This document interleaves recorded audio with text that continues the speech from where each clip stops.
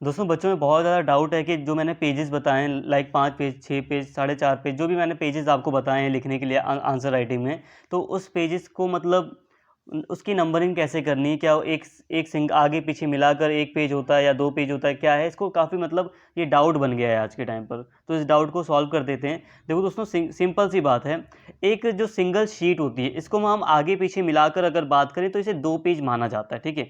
आजकल तो दिल्ली यूनिवर्सिटी के जब आप आंसर राइटिंग करेंगे तो उस पर लिखा रहता है पेज 1 और इसके पीछे लिखा रहेगा पेज 2। मतलब है कि एक सिंगल शीट होती है, एक सिंगल शीट, उसमें हम 2 पेज मानते हैं, ठीक है, 2 पेज मानते हैं। और अगर मैंने आपको 5 पेजेस आंसर लिखने के लिए कहा है तो कहने का मतलब है 2.5 शीट, ठीक है, 2.5 शीट पर आप 5 पेज मान लोगे।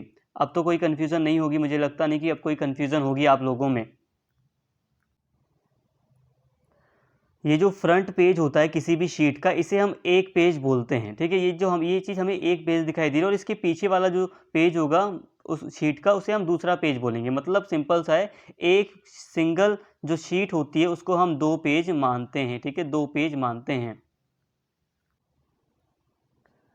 और टोटल आपको 25 पेजेस, क्योंकि आपको 5 पेजेस लिखने हैं तो आपको 25 पेजेस भरने की पूरी कोशिश करनी है, ठीक है, याद रखना।